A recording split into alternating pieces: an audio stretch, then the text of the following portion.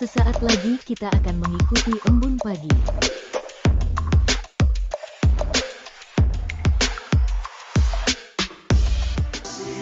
Kasih-Nya setiap hari seperti embun pagi, sejukkan hati.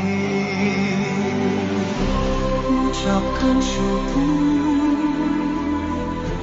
Tuhan Yesus baik, biar kita tahu perkataan yang baik. Tuhan sediakan kebutuhanku, Dia akan cukupkan semua yang ku perlu. Dia sembuhkan semua sakitku, berikan damai sejahtera yang lampaui akalku. Tuhan buka jalan, pimpin semua langkahku. Dia tiang awan dan tiang apiku. Tawarik pasal yang ke-35. Kemudian Yosia merayakan Paskah bagi Tuhan di Yerusalem. Domba Paskah disembelih pada tanggal 14 bulan yang pertama. Ia menetapkan tugas para imam dan mendorong mereka menunaikan tugas jabatannya dalam rumah Tuhan. Berkatalah ia kepada orang-orang Lewi yang adalah pengajar seluruh Israel dan orang-orang kudus Tuhan, tempatkanlah tabut kudus itu di dalam rumah yang telah didirikan Salomo bin Daud, Raja Israel. Tidak usah lagi kamu mengusungnya. Sekarang layanilah Tuhan Allahmu dan Israel umatnya. Bersiaplah menurut puak-puakmu dan menurut rombonganmu, sebagaimana yang dituliskan Daud, Raja Israel, dan Salomo, anaknya.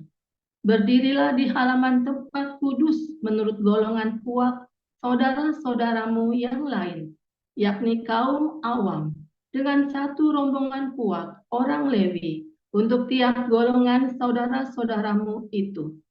Sembelilah domba Paskah, kuduskanlah dirimu, dan adakanlah persiapan bagi saudara-saudaramu, supaya dilakukan apa yang difirmankan Tuhan dengan perantaraan Musa.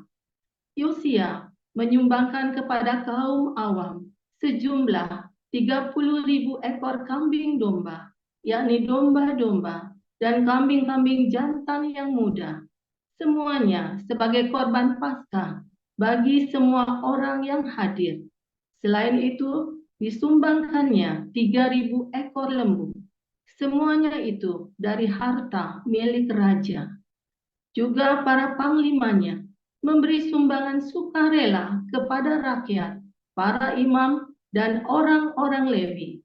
Kemudian Hilkiah, Zakaria, dan Yehiel, para pemuka rumah Allah, memberi kepada para imam 2.600 ekor kambing domba sebagai korban Paskah, dan selain itu 300 ekor lembu. Lalu Kononya dan kedua saudaranya, Semaya dan Netaneel, serta Hazabiah, Yeiel, dan Yozabat, para pemimpin orang-orang Lewi, menyumbangkan kepada orang-orang Lewi 5.000 ekor kambing domba sebagai korban Paskah, dan selain itu 500 ekor lembu. Setelah upacara ibadah disiapkan, berdirilah para imam pada tempatnya dan orang-orang Lewi menurut rombongannya sesuai dengan perintah raja. Maka disembelihlah domba Paskah, dan para imam menyiramkan darah yang mereka terima dari orang-orang Lewi, sedang orang-orang Lewi menguliti domba itu. Tetapi mereka memisahkan korban bakaran untuk diserahkan kepada kaum awam menurut golongan puak mereka, supaya dipersembahkan kepada Tuhan, sebagaimana tertulis dalam kitab Musa. Demikian pula dilakukan mereka dengan lembu-lembu. Kemudian mereka memasak domba Paskah di atas api sesuai dengan peraturan. Sedang persembahan-persembahan kudus mereka masak dalam kuali, belanga, dan pinggan, lalu membawanya cepat-cepat kepada segenap kaum awam. Kemudian mereka menyediakannya bagi dirinya dan bagi para imam, karena para imam, yakni anak-anak Harun, sampai malam hari sibuk mempersembahkan korban bakaran dan segala lemak. Oleh sebab itu, orang-orang Lewi menyediakannya bagi dirinya dan bagi para imam, yakni anak-anak Harun. Para penyanyi, yakni Bani Asaf, ada pada tempat mereka sesuai dengan perintah Daud, Asaf, Heman, dan Yedutun, pelihat raja itu. Juga para penunggu pintu gerbang ada pada tiap-tiap pintu gerbang. Mereka tidak usah meninggalkan tugas mereka, karena saudara-saudara mereka, orang-orang Lewi, menyediakannya untuk mereka. Demikianlah seluruh upacara ibadah bagi Tuhan disiapkan pada hari itu untuk merayakan Paskah dan untuk mempersembahkan korban bakaran di atas mezbah Tuhan sesuai dengan perintah Raja Yosia. Pada waktu itu, orang Israel yang hadir di situ merayakan Paskah dan hari raya roti tidak beragi selama 7 hari. Paskah semacam itu tidak pernah lagi dirayakan di Israel sejak Nabi Samuel.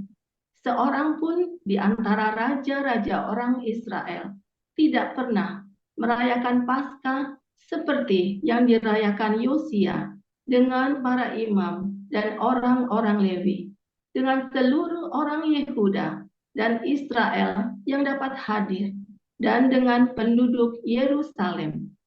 Paskah itu dirayakan pada tahun ke-18 pemerintahan Yosia. Kemudian daripada semua ini, setelah Yosia memperbaiki rumah Tuhan, majulah Neko, Raja Mesir, hendak berperang di Karkemis di tepi sungai Efrat. Yosia keluar menghadapinya. Ia mengirim utusan kepada Yosia dengan pesan, "Apakah urusanmu dengan aku, Raja Yehuda? Saat ini aku tidak datang melawan engkau, tetapi melawan keluarga raja yang sedang kuperangi. Allah memerintahkan aku supaya segera bertindak. Hentikanlah niatmu menentang Allah yang menyertai aku, supaya engkau jangan dimusnahkannya." Tetapi Yosia tidak berpaling daripadanya, melainkan menyamar untuk berperang melawan dia. Ia tidak mengindahkan kata-kata Neko yang merupakan pesan Allah, lalu berperang di lembah Megido. Maka pemanah-pemanah menembaki Raja Yosia, dan Raja berseru kepada orang-orangnya, "Bawa aku dari sini, karena aku luka parah." Orang-orangnya mengangkatnya dari keretanya, lalu mengangkutnya dengan kereta cadangannya, lalu membawanya ke Yerusalem. Kemudian matilah ia, lalu dikuburkan di pekuburan nenek moyangnya. Seluruh Yehuda dan Yerusalem berkabung karena Yosia. Yeremia membuat suatu syair ratapan mengenai Yosia, dan sampai sekarang ini semua penyanyi laki-laki dan penyanyi perempuan menyanyikan syair-syair ratapan mengenai Yosia, dan mereka jadikan itu suatu kebiasaan di Israel. Semuanya itu tertulis dalam syair-syair ratapan. Selebihnya dari riwayat Yosia dan perbuatan-perbuatannya yang saleh, yang sesuai dengan yang ada tertulis dalam Taurat Tuhan, yakni riwayatnya dari awal sampai akhir, sesungguhnya Semuanya itu tertulis dalam kitab Raja-Raja Israel dan Yehuda. Demikian. Ada seorang lain yang bernama Ananias. Ia beserta istrinya Safira menjual sebidang tanah. Dengan setahu istrinya, ia menahan sebagian dari hasil penjualan itu, dan sebagian lain dibawa dan diletakkannya di depan kaki rasul-rasul.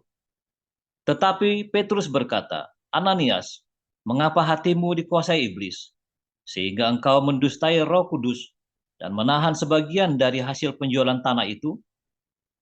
Selama tanah itu tidak dijual, bukankah itu tetap kepunyaanmu?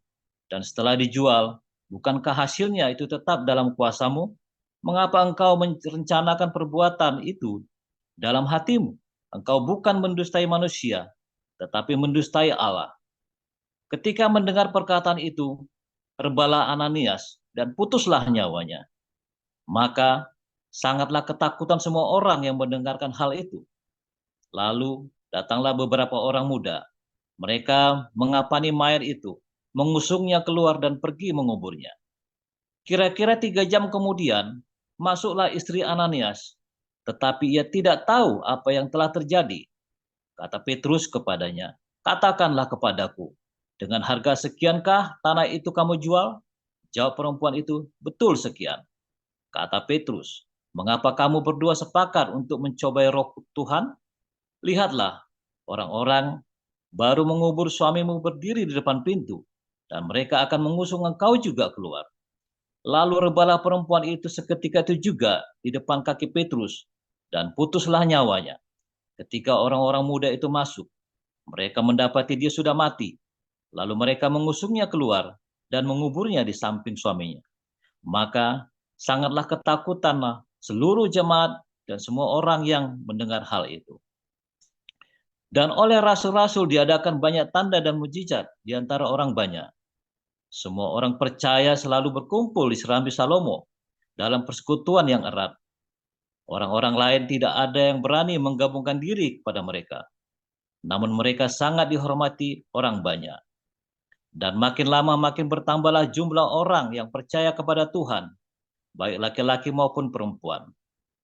Bahkan mereka membawa orang-orang sakit keluar ke jalan raya dan membaringkannya di atas balai-balai dan tilam, supaya apabila Petrus lewat, setidak-tidaknya bayangannya mengenai salah seorang dari mereka. Dan juga orang banyak dari kota-kota di sekitar Yerusalem datang, berduyun-duyun serta membawa orang-orang yang sakit dan orang-orang yang diganggu roh jahat, dan mereka semua disembuhkan. Akhirnya, mulailah imam besar dan pengikut-pengikutnya, yaitu orang-orang dari mazhab Saduki, bertindak sebab mereka sangat iri hati. Mereka menangkap rasul-rasul itu, lalu memasukkan mereka ke dalam penjara kota.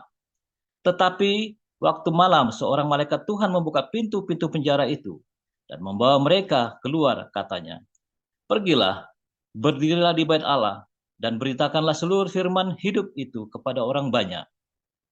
Mereka mentaati pesan itu, dan mereka jelang pagi masuklah mereka ke dalam bait Allah, lalu mulai mengajar di situ. Sementara itu imam besar dan pengikut-pengikutnya menyuruh mahkamah agama berkumpul, yaitu seluruh majelis tua-tua bangsa Israel, dan mereka menyuruh mengambil rasul-rasul itu dari penjara. Tetapi ketika pejabat-pejabat datang ke penjara, mereka tidak menemukan rasul-rasul itu di situ. Lalu mereka kembali dan memberitakan, katanya, kami mendapati penjara terkunci dengan sangat rapinya, dan semua pengawal ada di tempatnya di muka pintu. Tetapi setelah kami membukanya, tidak seorang pun yang kami temukan di dalamnya. Ketika kepala pengawal bait Allah dan imam-imam kepala mendengar laporan itu, mereka cemas dan bertanya apa yang telah terjadi dengan rasul-rasul itu. Tetapi datanglah seorang mendapatkan mereka dengan kabar, lihat, orang-orang yang telah kamu masukkan ke dalam penjara ada di dalam bait Allah, dan mereka mengajar orang banyak. Maka pergilah kepala pengawal serta orang-orangnya ke bait Allah, lalu mengambil kedua rasul itu, tapi tidak dengan kekerasan, karena mereka takut kalau orang banyak melempari mereka. Mereka membawa keduanya dan menghadapkan mereka kepada mahkamah agama imam besar mulai menanya mereka. Katanya, dengan keras kami melarang kamu mengajar dalam nama itu. Namun ternyata kamu telah memenuhi Yerusalem dengan ajaranmu dan kamu hendak menanggungkan darah orang itu kepada kami. Tetapi Petrus dan rasul-rasul itu menjawab, katanya, kita harus lebih taat kepada Allah daripada kepada manusia. Allah nenek moyang kita telah membangkitkan Yesus yang telah kamu gantungkan pada kayu salib dan kamu bunuh. Dialah yang telah ditinggikan oleh Allah sendiri dengan tangan kanannya menjadi pemimpin dan juru selamat, supaya Israel dapat bertobat dan menerima pengampunan dosa. Dan kami adalah saksi dari segala sesuatu itu. Kami dan Roh Kudus yang dikaruniakan Allah kepada semua orang yang mentaati Dia. Mendengar perkataan itu, sangatlah tertusuk hati mereka, dan mereka bermaksud membunuh rasul-rasul itu. Tetapi seorang Farisi dalam mahkamah agama itu, yang bernama Gamaliel, seorang ahli Taurat yang sangat dihormati seluruh orang banyak, bangkit dan meminta supaya orang-orang itu disuruh keluar sebentar. Sesudah itu ia berkata kepada sidang, hai orang-orang Israel, pertimbangkanlah baik-baik apa yang hendak kamu perbuat terhadap orang-orang ini. Sebab dahulu telah muncul si Teudas yang mengaku dirinya seorang istimewa, dan ia mempunyai kira-kira 400 orang pengikut. Tetapi ia dibunuh dan cerai berailah seluruh pengikutnya dan lenyap. Sesudah dia, pada waktu pendaftaran penduduk, muncullah si Yudas, orang Galilea, yang menyeret banyak orang dalam pemberontakannya, tetapi ia juga tewas dan cerai berailah seluruh pengikutnya. Karena itu aku berkata kepadamu, janganlah bertindak terhadap orang-orang ini. Biarkanlah mereka, sebab jika maksud dan perbuatan mereka berasal dari manusia, tentu akan lenyap. Tetapi kalau berasal dari Allah, kamu tidak akan dapat melenyapkan orang-orang ini. Mungkin ternyata juga nanti bahwa kamu melawan Allah, nasihat itu diterima. Mereka memanggil rasul-rasul itu, lalu menyesal mereka dan melarang mereka mengajar dalam nama Yesus. Sudah itu mereka dilepaskan. Rasul-rasul itu meninggalkan sidang mahkamah agama dengan gembira, karena mereka telah dianggap layak menderita penghinaan oleh karena nama Yesus. Dan setiap hari mereka melanjutkan pengajaran mereka di bait Allah dan di rumah-rumah orang dan memberitakan Injil tentang Yesus yang adalah Mesias. Demikian firman Tuhan. Haleluya, luar biasa firman Tuhan selalu baru setiap hari. Ketika kita menanti-nantikan Tuhan dengan penuh cinta, dengan penuh pengharapan, dengan penuh sukacita, selalu berbuat baik. Jangan lupa berbuat baik setiap hari, saudara ya. Saudara, kita ada kelas baru, kelas profetik baru, saudara ya. Setiap hari Senin via Zoom ya. Dan juga kalau mau datang ke kantor tiap hari Rabu jam 7:30 Bible studinya kita jadikan kelas profetik ya. Nah, kelas profetik ini sangat penting saudara ya, yaitu supaya Anda belajar ini ya, mengenal suara Tuhan ya. Bagaimana Anda bisa mengenali, Anda bisa tepat ya ketika Anda mau melakukan sesuatu saudara ya. Dan bahkan ketika tiba-tiba ada halangan, obstacle, halangan ya, Anda ngerti ini dari Tuhan atau ini dari setan, atau ternyata kamu harus balik, ternyata kamu salah ya. Bagaimana cara menanggapi, meresponinya? Ada beberapa orang yang sampai 3 kali ikut ya saudara ya. Ini sudah angkatan keempat ya. Penasaran 3 kali ya, 3 kali, dan saya selalu update tambahan. Hari ini kita judulnya adalah bagaimana ya seseorang bisa menghalangi suara Tuhan, atau dia tidak mengerti kehendak Tuhan, lalu dia masuk ke dalam sesuatu pertempuran yang bukan punya dia. Wah, ini saudara-saudara, masuk ke dalam pertempuran yang bukan punya dia. Siapa yang sering begitu? Nah, tuh banyak, jangan ngomong enggak. Kalau dalam bahasa sehari-hari namanya apa saudara? Konyol, kepo. Sok tahu, ya kan? Sok pahlawan. Betul nggak? Sok jadi pahlawan. kamu masuk ke dalam pertempuran yang bukan punyamu. Banyak ya, saudara ya. Saudara, ketika contoh nih ya, contoh ketika saya ada dalam masalah besar dengan keluarga besar kami, saudara ya. Dari mana asalnya masalah itu? Nah, saudara, suatu ketika ya ada dari kerabatnya istri saya bikin salah sama orang lain. Ya salahnya sih ya salah masalah utang piutang begitu ya, saudara ya, salah utang piutang biasa sebetulnya. Tetapi karena dia terlalu pengecut untuk menghadapinya, ya. Kalau utang piutang itu kamu hadapi, saya lari, saudara ya. Di kelas apostolik nanti saya ajarin bagaimana menghadapi utang piutang, kelas apostolik. Nah, ya kalau tadi yang saya pengumuman tadi adalah kelas profetik. Ketika dia tidak tahu caranya menghadapi, maka dia takut, dia lari, saudara.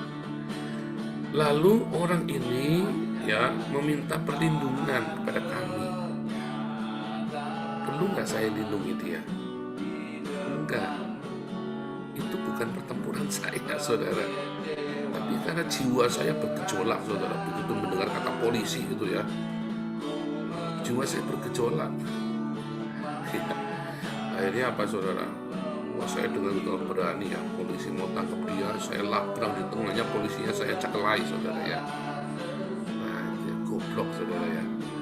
Itu bukan pertempuran saya, saudara. Itu pertempurannya dia. Banyak kali kita seperti itu ya. Saudara tahu apa akibatnya? Akhirnya orang ini selamat lolos. Ya, polisinya kita atur, setting, ya, ada orang ini lolos. Nggak pakai lama, saudara, nggak pakai lama. Tahun depan ya. Karena orang ini dia dasarnya penakut. Waktu kita selamatkan pun, ya, dia dalam kondisi takut dan dia tidak percaya bahwa saya bisa tolong dia. Ya, padahal dia tahu di depan mata dia saya kelahi sama polisinya, saudara. Ini ya, wah, bener-bener kelahi, udah cek-cekeran begitu ya. Wah, dia tahu di depan dia, saudara, saya kelahi sama polisinya. Berkelahi beneran, polisi. Dianya yang lihat dari balik sembunyi ya, dari balik kamar itu dia lihat. Dan kita bikin setting bagaimana caranya, ngeri ya, saudara, waktu itu mencekam sekali ya di rumah kami itu. Nah, terus nggak pakai lama, saudara, tahun depannya orang ini kemudian menyeret saya ke dalam pertempurannya dia yang lebih dalam lagi. Ternyata pertempurannya bukan di situ, itu baru kulit, saudara, ternyata yang itu. Jadi dia karena takut, ya, ingat pelajaran, siapa yang kamu takuti, orang itu tidak takut sama orang yang baik, ya. Jadi kalau Pak Trul Menik ini baik, ingat-ingat, saudara ya, kamu jangan berharap orang itu balas budi sama kamu, karena orang itu akan lebih, ya, nurut bukan kepada kamu yang bikin baik, dia akan nurut kepada siapa yang bisa mengintimidasi dia, yang nakut-nakutin dia, ya. Ingat saya ngomong ini ya, tapi saya sudah katam yang begini nih. Kemudian ternyata dia diteror, padahal dia sudah lolos, saudara. Akhirnya dia bayar utang pakai uangnya kita. Nah, itu, saudara ya, dia bayar utang pakai uangnya kita. Apa yang terjadi, saudara? Akhirnya uang kami habis semua, bermiliar-miliar waktu itu ya, 4 miliar kalau nggak salah totalnya ya, dihitung sama kita itu bareng-bareng ya, sudah waktu itu ya semua 4 miliar, saudara, kita habis-habisan. Ini bukan perusahaan gede, saudara, ini toko ya, ini toko. 4 miliar itu banyak toko, saudara ya, toko ini ya, bukan perusahaan gede. 4 miliar tahun 2004 ya, 4 miliar tahun 2004, bayangin, saudara ya.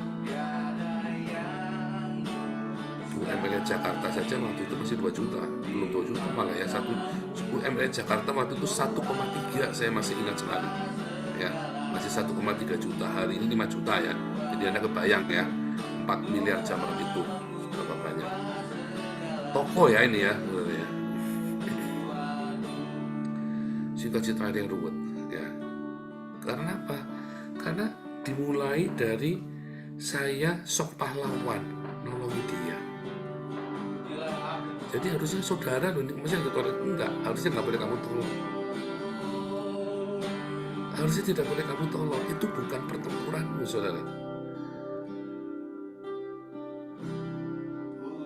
Kalau om tante saya, dia tahu saudara ya, ketika papi saya miskin jatuh bangun dalam usahanya, maka dia cuman bilang, kalau sampai kamu tidak bisa makan, kamu telepon kita ya. Tapi papi saya terlalu sombong, maunya ditolong, dia nggak mau telepon untuk masalah makanan, maunya ditolong dimodalin. Sebetulnya yang om tante saya itu, yang dari pihak papi itu sudah benar saudara. Kalau kamu bangkrut, itu urusan kamu. Kamu tidak boleh bawa-bawa kita. Tapi kalau kamu kurang makan, kamu kasih tahu kita. Kita pasti kirim kamu beras. Kita pasti kirim kamu makan buat anak-anakmu. Kita pasti sekolahkan anak-anakmu. Tapi papi saya bilang, tidak. Nah ini nih, salah kaprah nih. Ingat-ingat, kalau saudaramu bangkrut, kamu jangan nguluri dia buat jangan bangkrut. Salah saudara. Kecuali kamu berlimpah ruah. Jangan. Ya, kalaupun ada yang berhasil, itu satu dari mungkin 1000 kejadian saudara kalau ada yang berhasil. Kalau saudaramu kolaps, ya biar. Masuk penjara, enggak apa-apa. Kasih makan di penjara sama kamu. Jangan sampai akhirnya nyemplung bareng-bareng, hancur sama-sama. Itu yang sering terjadi, saudara.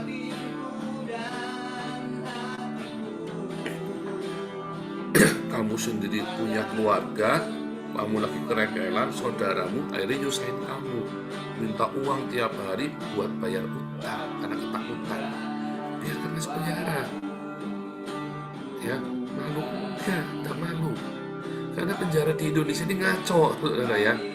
Jadi biarkan masuk penjara, dikongkosin, anaknya jangan sampai keleleran. Yang penting di penjara itu ada uang, ada makanan enak. Di penjara dia belajar, dikasih tahu. Kalau dasarnya dia mentalnya bagus, ya dia akan benar. Kalau dasarnya mentalnya nggak bagus, ya dia akan makan narkoba apa segala macam. Ya sudah, berarti dia memang layak untuk hidup itu. Kalau kamu sama-sama bangkrut, akhirnya kamu sama-sama masuk penjara.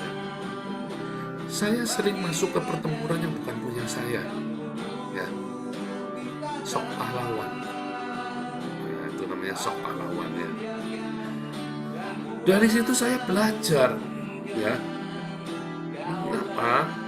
mengapa seringkali Tuhan, ketika saya mau bikin sesuatu ya, dia ada malaikat Tuhan melagrang di depan saya. Nah ini malaikat Tuhan itu apa? Nah, kan?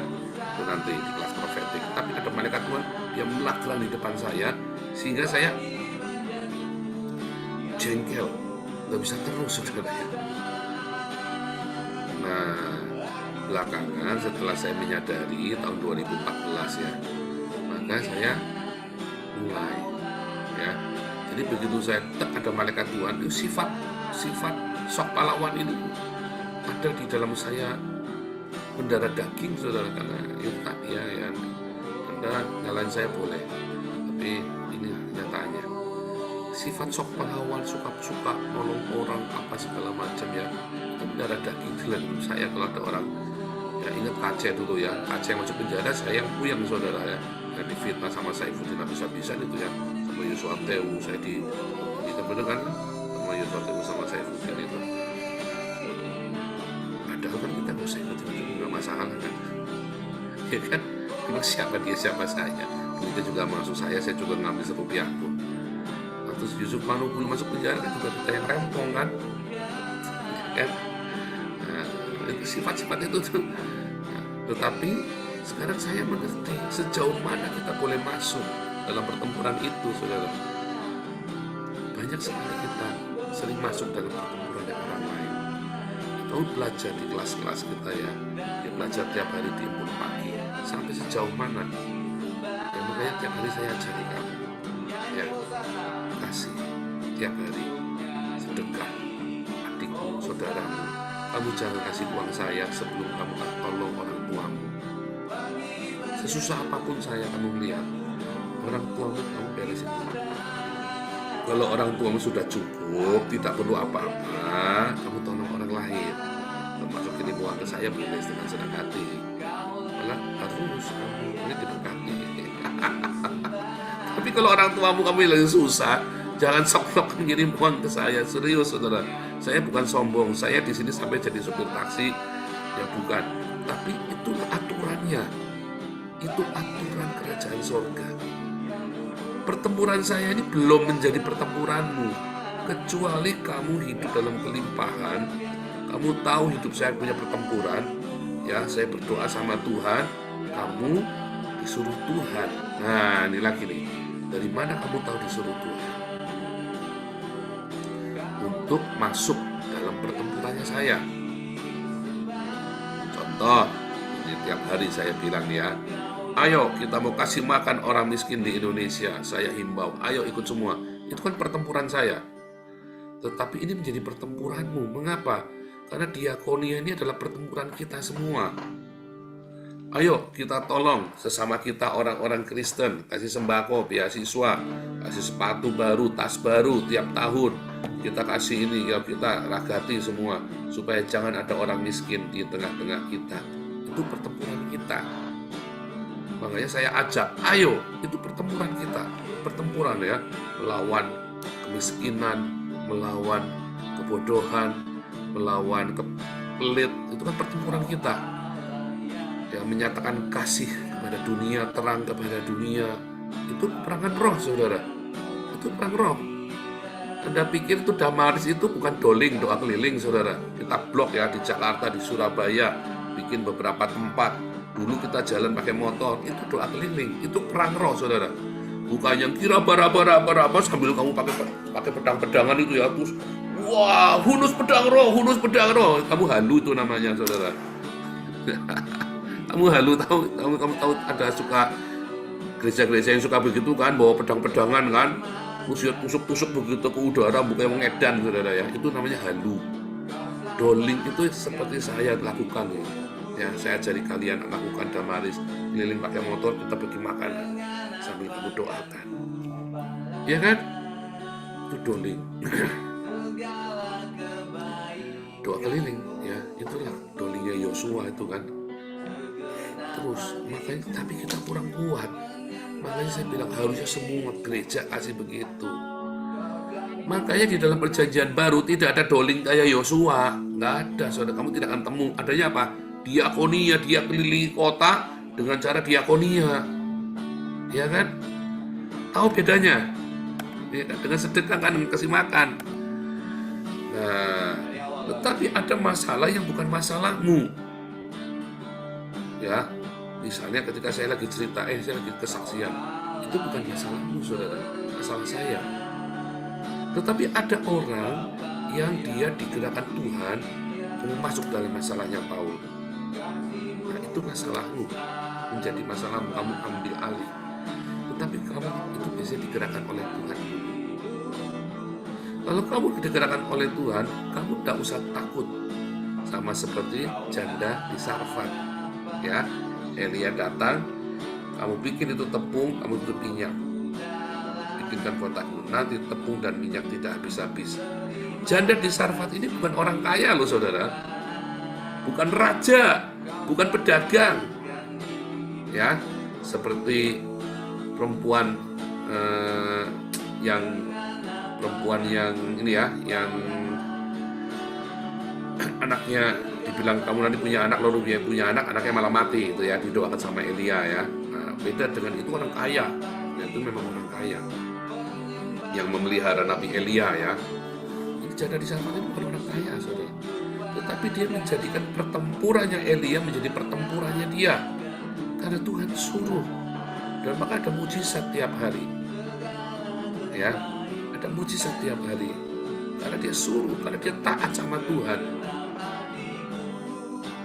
Nah, di kelas profetik saya ajarin yang mana suara Tuhan, yang mana bukan suara Tuhan, yang mana emosimu, yang mana itu adalah dari Tuhan. Lebih detail lagi. Nah, setiap hari, tapi pesan saya pagi ini, Jangan jadikan pertempuran orang lain itu menjadi pertempuran, sehingga kamu tidak tahu bahwa ternyata kayak tadi cerita saya ya, kerabatnya anak, omnya anak ini, ternyata sebenarnya Tuhan mau omnya anak itu dikasih pelajaran karena dia sudah berkali-kali bandel, saudara. Dan dia lari selalu lari, dan dia mengulangi kesalahan itu berkali-kali, bandel. Nah, saya melagrang, saya ini hamba Tuhan loh, saudara. Saya sudah pendeta waktu itu ya. Saya pikir kasihan ini kan. Nah itu persis seperti Raja Yosia tadi, ya kan? Itu kan pertempurannya Firaun Neko dengan raja-raja Syria, dengan raja-raja Syria kan. Tetapi ini ikut-ikut lagu, saudara ya. Padahal Firaun Neko itu disuruh Tuhan untuk memerangi raja-raja Syria yang sudah mengalahkan Israel, ya kan? Malah sama Yehuda ikutin. Nah itu pertempurannya dia, dan dia mau ikutin entah apa, entah sok. Biasanya kenapa? Karena sombong, ya, karena keaguan kita, sok kepo, ya, kitanya sok pahlawan. Jangan pernah ingin jadi juru selamat, saudara. Juru selamat kita Tuhan Yesus, ya. Jangan pernah ingin jadi juru selamat kita itu Tuhan Yesus.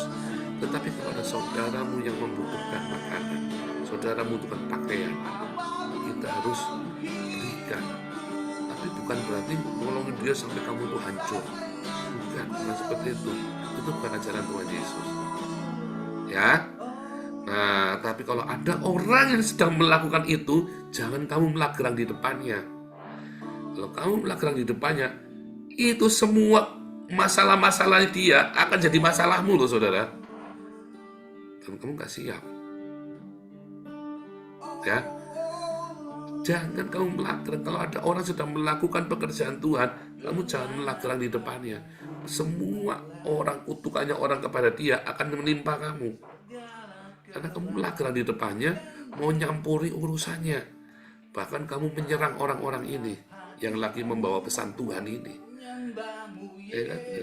Sebenarnya Gilbert kan, Saifuddin, Yosua TU, akhirnya semua kutukan orang ke saya itu kena mereka semua. Semua kutukannya orang-orang Islam itu yang pada saya, yang marah sama saya itu kan, kena mereka semua, ya.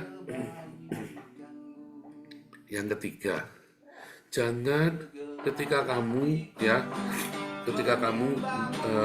sudah hidup dengan benar, takut akan Tuhan, sudah berdiakonia, ya, kamu jangan sok-sokan mau, ya, nyumbang supaya kamu kelihatan wah. Percuma, saudara. Kecuali Tuhan suruh kamu harus tanya Tuhan sungguh-sungguh. Kalau Tuhan gerakan kamu yakin kamu kasih, jangan takut. Kalau itu adalah pesan dari Tuhan, ya, sekalipun kamu bukan orang kaya, kamu jangan pernah takut untuk menabur pekerjaan Tuhan. Tapi kamu harus benar-benar sungguh-sungguh tanya Tuhan, ini tabunganku Tuhan. Ya, aku memang pengen, tapi benar nggak ini dari aku atau dari emosiku karena aku ngefans, ya, saudara ya. Sebab ketika kamu tabur, kamu harus tutup mata, kamu akan kecewa dengan orang ini, kamu akan marah dengan orang ini, karena mungkin orang ini tidak sesuai dengan kamu harapkan. Sebab ketika kamu menabur, tangan kirimu nggak boleh tahu. Artinya apa, saudara? Kamu benar-benar loss, harus lepaskan itu semua. Nah, itulah prinsip menabur. Itulah masuk. Menabur itu berarti kamu masuk dalam peperangannya dia, saudara. Ya. Nah, ingat 3 hal itu. Tuhan Yesus memberkati.